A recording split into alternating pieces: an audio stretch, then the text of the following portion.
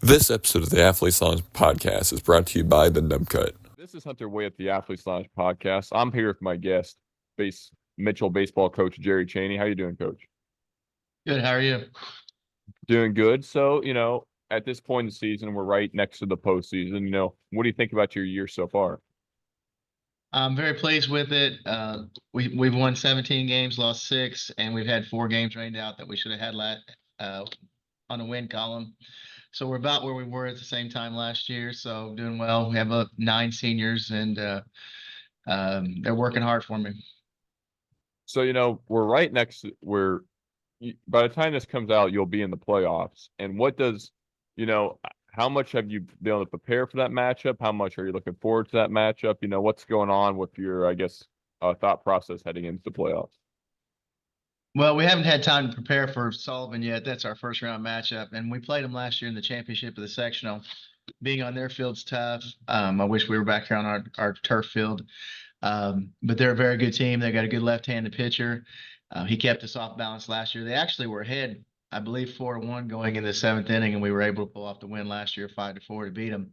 I think they're kind of the same type of team we have. They're senior laden, and they'll be a tough matchup. They're well coached, good team. But that's not the only team in our sectional. Linton's in there. Eastern Green is good. South Knox is good. So there's a lot of good teams in this sectional, and usually the winner of our sectional has a lot of success down the road. So, at this point, in the season, is Beech Grove your last game? Yes, we added that on there. It'll be Monday night. So is that just a normal game for you guys, or are you trying to maybe test some things out, or just, is it more of a rest game even? No, well, being last night was our last game. We have graduation Friday night, and then we can't play Saturday because of open houses and things like that. I wanted to get one more game in because we drew the bye in the first round, go from the 15th to the 27th. That's going to be tough. Kind of keeps us still in the routine, and we'll practice the rest of the way. We'll throw our 1, 2, and 3 in Monday night, and we'll go through, like a regular sectional atmosphere. Beech Grove, I know they'll be well coached. I know they have good athletes. It'll be a good test for us. And it doesn't really matter on wins, losses, but it does give us a game situation to play in. So kind of switching over to you a little bit, what made you want to become a baseball coach? What's your connection to the game, I guess? Oh, geez. I've coached for 34 years. I played baseball at Bedford North Lawrence. We had a lot of success there. We won more games than anyone in school history. Got beaten in semi-state. I had great coaching with Mike Short and John Bush years ago, and then I was able to play some college baseball, and I came back, and Mike Short was the athletic director at that time. And he said, "Hey, would you like to get on staff?"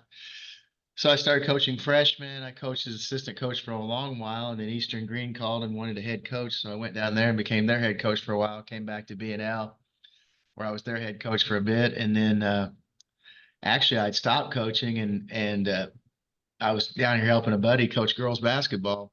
And Danny Reynolds was the athletic director. He asked me if I'd be interested in being a head baseball coach down here 7 years ago, and I said, "Well, I doubt it," but we talked for about an hour and a half, and long story short, I'm down here teaching and coaching, and this is my 7th year here. So it's been a great run. Been a lot of fun, and I enjoy I enjoy practices and games and getting better and working with kids. And I love to help them grow. Love teaching, love coaching.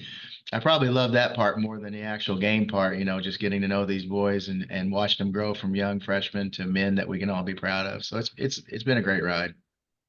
You mentioned that you've been, a coach at various stops for a while. Has there been an evolution?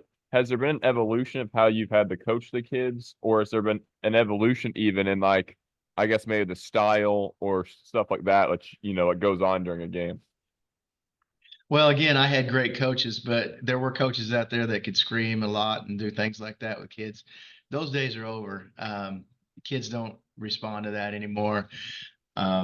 One thing we try to do is we have the 9 seniors, and we have 2 managers that are seniors as well. So we have 11 seniors. I told the kids way back in January, "This is your team. We'll do as well as you want to do." Richard Hurt at Bloomington North had told me that, you guys had a lot of success last year as juniors, winning 26 games, but you win with juniors and you lose with seniors traditionally.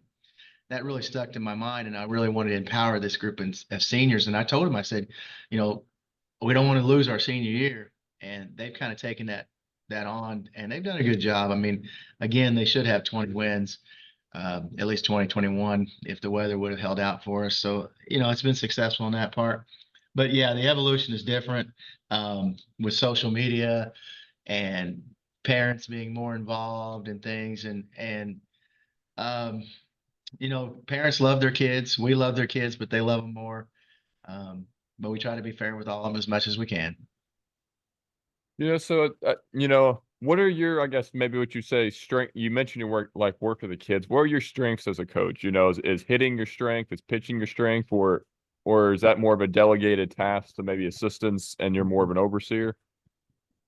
Well, I was hitting coach at Bedford North Lawrence. So I would think that's probably my emphasis most. When I was hitting coach there, we broke quite a few records. In the past 3 years, we've shattered almost every record at Bedford. I mean, at Mitchell, sorry. So I mean, we've broken most every record that can be broken here.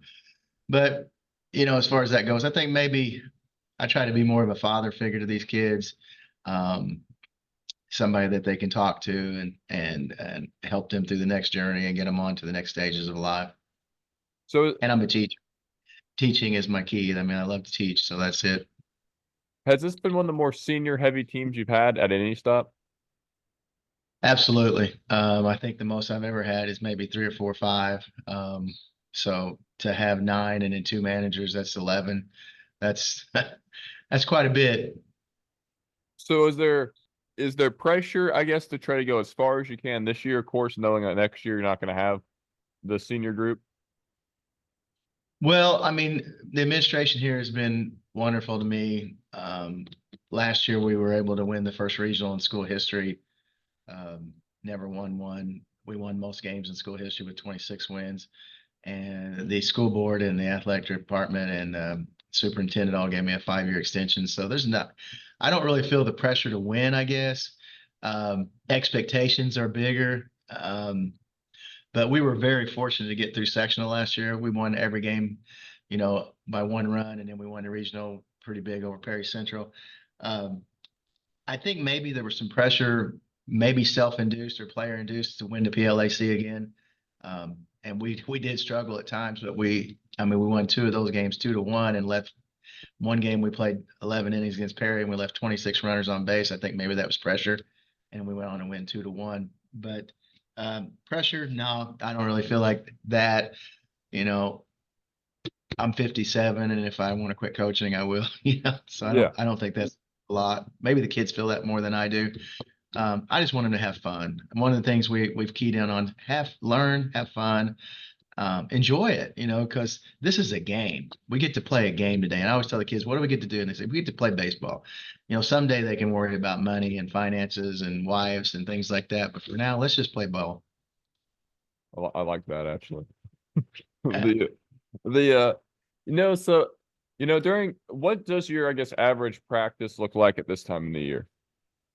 At this time of the year, we shorten it. Beginning of the year, we go about 2 hours, 2 to 15, maybe 2 hours, 15 minutes or so. Now we're about an hour and a half. Most likely we're in do some defensive work, throwing, hitting.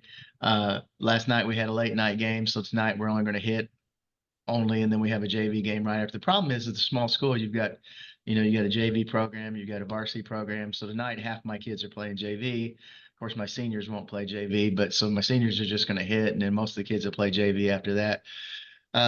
Friday night, we got to take off for graduation. Too many kids in that. And then Saturday there's graduation parties everywhere, and open houses. So we're going to try to practice early. The next week, we'll have the game on Monday. Tuesday, we'll start prepping for our game on the 27th. Probably about an hour and a half game practices. Really try to finalize on our defense, picking up that. Pitchers will throw just a few pitching workouts and things like that along the way, but really got to focus on varsity after Monday. Any games, any wins this year that stick out to you? The Perry Central game was huge. They're always so tough in our conference, and when we beat them, we thought we had a really good shot to win the conference, and it was a tough game. I mean, 2-1 win. We had that one was a big one. We beat Linton again, and that was a nice one to start the season off. I don't think we played very well. We left a lot of bases on again, but we were able to beat them, and it's always good to beat Linton because they have talent and they're good and they're always strong. We had some nice wins along the season, but I guess that maybe the Perry win and then to win the conference outright again at Dub Dub was a big win as well. Just trying to enjoy it along the way and get the most out of it. I talked to Coach Pace over at Scottsburg not that long ago, and they've had some pretty big wins this year in terms of run differential, but none bigger than your White River Valley win. What goes on when you, I guess, put that many runs on? What kind of over the course of the game, what happened? Well, for some reason, WRV the last couple of years has kind of, I don't know, backed off on us or been backed down or been intimidated because they play everybody else a lot tougher than that. I think Shakamak only beat them 10-0. I wasn't concerned about that game, but I knew we had to hit. And that game, that's one game where everybody hit. I mean, it was just like up and down the lineup. I had my JV lineup in the game in the second inning, and they were still pounding the ball. Maybe I don't know. Maybe WRV was a little intimidating coming to our field because we have the most beautiful field around. We all turf. It's $1 million facility. They have a lot of young players, and they were hurting that day. And we really took it easy on them. To be honest with you, I know that sounds silly, but their coach thanked me after the game because I don't know, they weren't catching it, and we were hitting it in the gaps, and that was just it was bad on their part. You're not joking about your field, by the way. I've seen pictures of your field. Your field is, at least from photos, a beautiful looking field. Yeah, our administration has been serious. We had a different superintendent when I first came here, and he asked me things I needed to have to be a successful program. I said, if you're serious, we got to have a hitting facility. We've got to fix this field. We always had a nice field, but we had an issue with the outfield.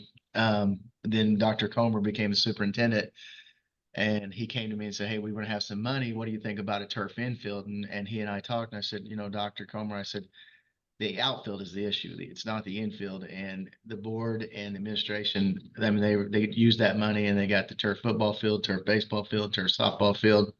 And I think that's the reason why we hosted last year. And I think we're set to host the regional again this year.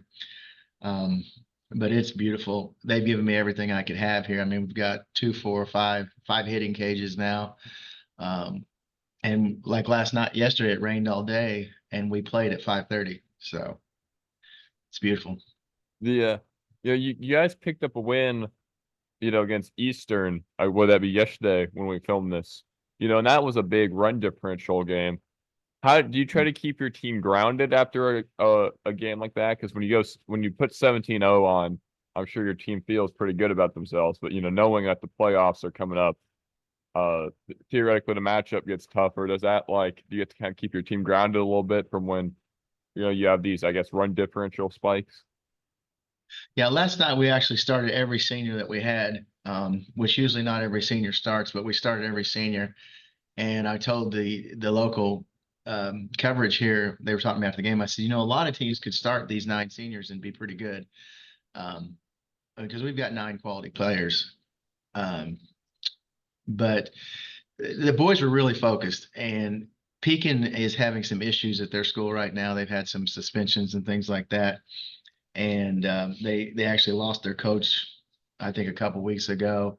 So they're having trouble fielding a team right now. They've got, I don't know how many they had 13 on their roster, but my boys came out with the intent of winning senior day. And they said before the game, they wanted to put up 20, and I held them back because once we got up 11, we stopped running, we stopped hitting, and we did some things. But they were intent. I mean, it was good to see the bat swinging. I mean, we put up 18 against team about a week ago. I can't remember who we beat, 18-8. Lagodi, I think that was. And then Yes, sir. We've been playing pretty good baseball. We had the one loss to Bar Reeve, and that was a quick turnaround from a single game in the morning. And we only had like 45 minutes to get ready for the second game. The kids ate. But to lose to Bar Reeve, who's well coached, one of the best coaches around over there at Bar Reeve, and they've got Hall of Famer sitting there as assistant coach. That was, even though we lost that game 4-1, we gave up at least 1 or 2 unearned runs, and I thought we could have put some more runs. So, they finished second in the state. So that was actually a good loss, but we've been playing pretty well here the last couple of weeks. Great hair doesn't happen by chance. It happens by appointment. Call 812-457-6360 to schedule yours today. This might sound funny, but your losses have been pretty well spread out. You have never you haven't gone on a streak of losing. Do some of those losses you think help the team a little bit, help kind of get them back grounded? I I hate to lose, but sometimes, maybe. We were 2 years ago, we were ranked, I think we got as high as ranked first or second in max preps. And I was telling boys, it's max preps, boys, don't worry about that. That's so wrong. And I think they had us up to 3. So our heads were a little big when we took the first loss. So I think that was good. And they know they can get beat. So to have that in their mind, and in the little tournament, the cancer tournament we had last weekend, we wanted to compete and be like a sectional atmosphere. And so now with losing to Bar Reeve, they know, hey, we can get beat. So at any time this can end. Of course, like I said, anybody in our sectional can win it. That's a loaded sectional for 2A. I think it's one of the best in Indiana. So, at this point, kind of, I guess, what's going into, I guess, section. I know you have a game before sectional, but I'm sure you're looking. I guess sectional is probably on your brain quite a bit. Is there any, I guess, thing you're going to be doing differently for prep work for that game compared to usual? We'll be batting off a left-handed pitcher. I know that a lot because their lefty is tough, and we have a lot of left-handed hitters. So we're gonna try to see one of those every day. Fortunately, I've got 2 of them on staff that throw left-handed, and then so we got to prepare for them. Playing Sullivan on their home field. We're actually I talked to Mark Wheeler at Orleans about coming over and practice on his field, his grass field. He's the athletic director over there, and he said we can go over there and practice. So that is going to be something different. On our turf, we get true hops all the time, and I don't know that we'll get those at Sullivan, and so I want to be ready for that. I wish the sectional was here. It has been for the past 5-6 years, but this year we got it moved away from us. Yeah, that's what we're gonna do. We're gonna bat off left-handed pitching. We're going to go to Orleans for a couple of days at least to work on the grass and take ground balls and ground balls and ground balls and ground balls and get that different hop. Is there anything you learned as your time as a player, either in high school or college, that kind of immediately translated itself to when you started coaching? I think, it's been so long ago, but my coaches were so classy. I don't know if you know Mike Short or not, but Mike Short was, he played at Evansville University, and he was the athletic director at BNL when Damon Bailey was there, and he was my head baseball coach. But he was just so classy. I try to be classy. Like he and John Bush were to me. Obviously, I'm not in their shoes, never will be. They're great men. But to be classy, and like I said earlier, when you get to college, it's more of a job. High school, just go ahead, have fun. And like I always, and again, like I tell the boys, have fun. We're playing baseball. Just go out, have fun, let it rip. My kids have a lot of fun. And of course, a lot of that's because of the seniors, but they're talking. Sometimes we sound more like a softball team than a baseball field, a girls softball team in the dugout chanting and stuff. But I like it. I mean, it's nice. All the kids love each other, and I know they're making lifelong friends. So that's the good thing. It's fun. It's a good time. So, right now, going into sectional and going beyond that, your team, I guess, do you think your guys are pretty loose? They're pretty prepared? I think they are. Last year, we were tight in the semi-state, obviously because Mitchell had never been there. And we were very loose in the regional. And we got to keep that attitude going. I know we're going to be tight. I think probably we'll be one of the favorites to win the sectional. I mean, I know we're the highest ranked team coming in. But we got to keep that loosey goosey, go after it and play your game. I think we have 2 of the best pitchers around. Obviously, Ben Sitsinger he's 8-0 now. He had a no hitter last night. He's got a .75 ERA on the year. 8-0, like I said, and then we got Simon Gaines who comes in after him, and he's, his record's up there too, is 6-2 or something like that, with losses to B&L and Bar Reeve on his record. And he throws extremely hard, and so I think we have a very solid pitching staff. So they just got to just trust themselves, do what they've done. This group has won. I think last night, senior night, they said they were something like 74-32 or something in 4 years. Just build off that success and keep playing. I ask this of all baseball coaches: how much do you let your pitchers kind of experiment with what they want to throw?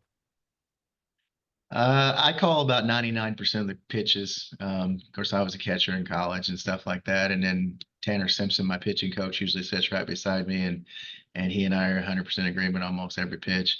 Ben and Simon probably get more freedom than others to shake. But when we bring in Ashton Lumen, pretty much we'll call all those. He's left-handed. He's the 3, and then we got Cody Earl in 4. So usually we call most of the pitches. They just want to. Sometimes it kind of varies of what people want to, try. Some people let at different places let their kids go kind of crazy with what they try. They I just don't want to throw 2 fastballs by a guy and then have a senior or a pitcher try to throw a change up and let him hit in a double in the gap. It's like, so we gotta stop that. Sometimes it's better to think for him. It's worked this season. It's worked the last 2 seasons at least. Yes. So I guess, kind of mentioned how big game that your field's been for you guys. Is there a sense of pride that when you guys host sectionals and regionals, is there a sense of pride when you guys are able to host them? Oh, absolutely. And we always had that. The field's named after Gary Seisinger, who's Ben's grandfather. He coached here 34 years or something like that. I can't remember, 43. I don't remember how many years Gary coached here, but Gary worked on the field religiously, and we had a tremendous field anyway. And then I came in, I worked on it, and it was nice before they went to turf. But now even more, the boys are just like, you can just see how they feel about it. They don't want another team come in wearing spikes. We don't allow spikes. And the kids, if they see it, this coach has got spikes on. I mean, they're all over it. So they love their field. They love their locker room. They love their facility. And they're very grateful, as I am, to the administration for providing it for them. It's beautiful. It really is. How big do you think it is that your kids have a sense of pride, to protect their field? Well, again, that's senior leadership. The kids have been here. 6 of these guys have started for me for 4 years. Even their first freshman year, we took some lumps. I mean, we were able to go 13-12 that first year, and then we battled in the sectional. I think we won 1 game and got to the semifinals that year. And then they felt that they could have success, and then the next year they got beat in the sectional championship by 1 run, and they've just gotten better. And I'm telling you, this group of young men we've got, they're contagious. Their attitudes are contagious, and people want to be like them. One of our models for our team is everyone looks up to someone, and someone looks up to you. And these kids, they show that in every aspect, whether they're at school, whether they're at church. Several of them have become Christians, and they're just leaders. They'll go to the elementary and talk.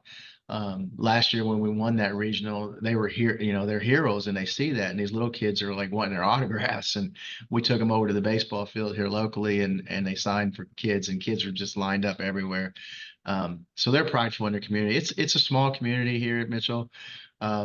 And people know who they are, and they've broken every record that can be broken. Their names are on the record board. They're going to be there for a long time.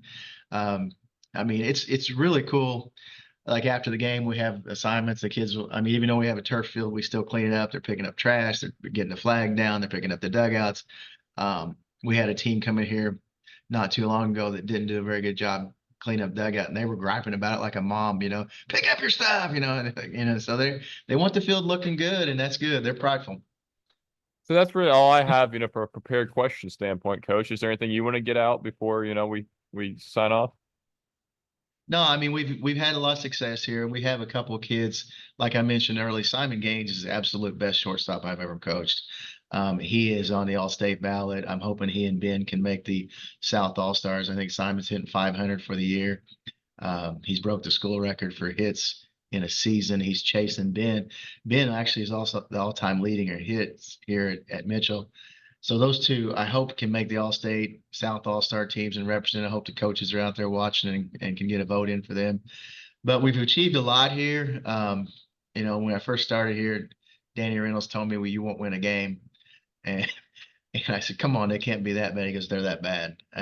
7 years ago, we won 7 games. And it's been just a climbing uphill from there. And we pulled together 4 straight winning seasons now. And I believe we put the Mitchell Blue Jackets on the map for baseball. We've been ranked in the top 10 all year. One of the things, my pastor came out and talked to the kids to start off the season. He said, you should be proud of what you've done, but be humble. And I think you see that in my seniors. Their pride, they have a lot of pride, but they're humble. They know they can lose. They know this can all come to an end at any time. But their goal has been all season to have a winning season, win the PLAC, win the sectional, and get to Victory Field. It'd be amazing if they could, if we could. But we got to play that one game at a time, just like the Hickory Huskers back in the movie. I've been Hunter Wade at the Athletes Lounge podcast. Thanks for doing this, Coach. Oh, no problem. Hey guys, this is Hunter Wade at the Athletes Lounge podcast. Please like, share, and subscribe where you can. Thanks.